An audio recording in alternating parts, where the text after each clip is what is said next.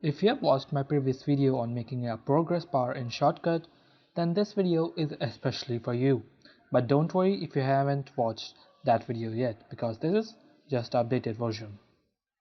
Why I made this updated version? Well, the old video was performing well, but still the style of the progress bar looked too old. So I decided to make a new tutorial with new progress bar. To get started, we need to create a progress bar, and for this we need a photo editing software. I'm using Photoshop CS2. But why? Well, I'm using Photoshop CS2 because I need to make my PSD file the most compatible for all, and I need to use the older version for this so that all of you can get a good compatible file. Well, I could use the newest version, but for those who have an old version, it won't work for them. So I just decided to use Photoshop CS2. To get started, create a new file in your photo editing software. In Photoshop, you just press new and create a new file. I will just give it a width of 1920 and a height of 1080.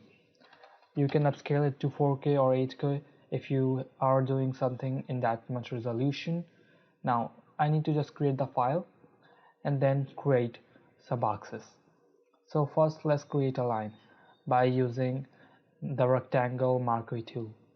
So I just create a small and thin line using the rectangle marquee tool, and then I use the brush tool to fill over some colors. So I will use a good blue color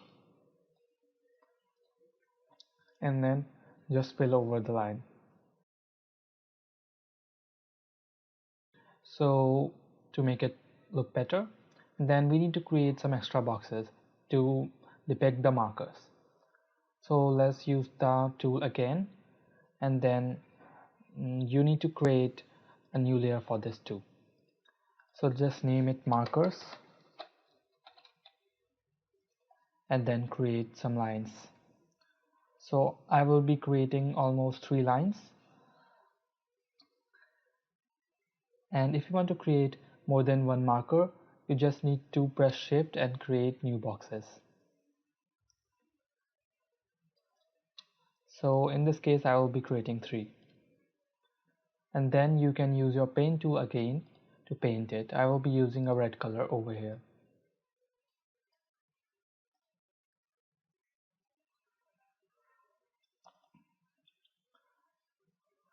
So now you need to just paint it and it's all done. That's what you need to create a progress bar. Then doing this all, you just need to export the file. Well, remember to export each track separately. So let's just name it as something like line and then start exporting. So let's go to export, or actually save as in Photoshop, and then just save it as a PNG file. Now I'll be naming it as line and saving it on any of my folders. Click OK, and then now we need to export the second file. So we just toggle the visibility icon and go to save as again, and then PNG again, and then we will name it as the marker. Now after saving, we need to open Shotcut. Now once you have opened Shotcut, you just need to create a project file. I will name it as example and some number after it. Now add the 2 files that we made. So I saved in a folder named as bike. Now add it to the playlist, and then we need to add the video that we have for making the marker. So I saved it on a folder named as B as car animation. Add it to the playlist again, and then I have an extra thing for you as available as a preset on Google Drive. You can use it for making some more pop-out text effects for your chapter. Add it to the playlist again. Now go to the timeline and press Ctrl I 5 times. And then on the bottommost track, add the video file. On the second and third track, we need to add the line.png.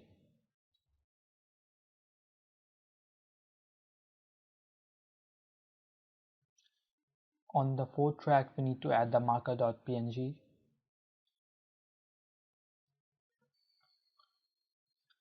We will leave the fifth track for now. I'll remove the sixth track that I added by mistake. And then go to the third track and disable its visibility. Go to the second track and go to filters, then saturation and opacity.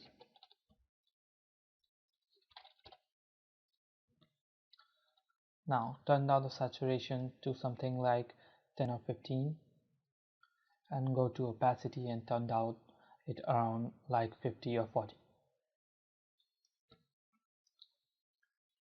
Now again turn on the visibility of track 3 and go to the filters and add a size, position and rotate filter. Type in -20 if you are using a SD preset for making your project, or type in -3840 if you are using a 4K project. Well, I'm using a SD project, so I will just type in -1920.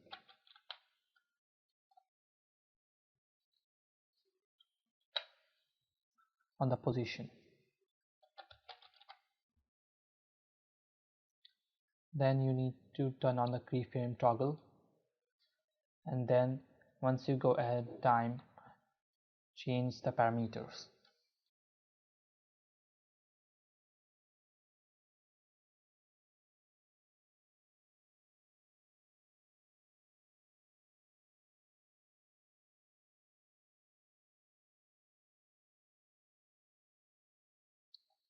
Now once you have done all the animation, your normal animation will look like this.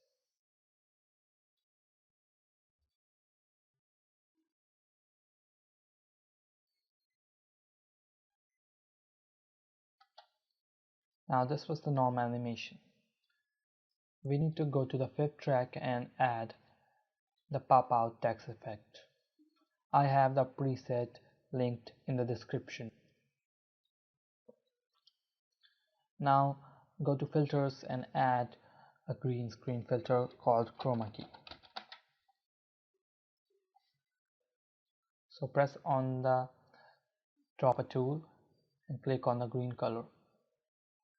Increase the distance and then it will look something like this.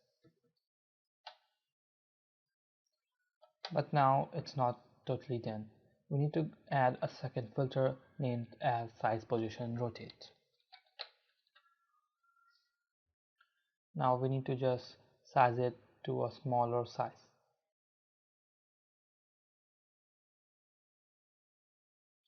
And after changing the position to come onto the first marker, you need to do it 3 or 4 or as much times as the markers are.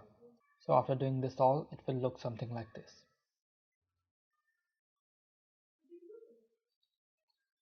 Well, you need to adjust the time over where you reach this marker.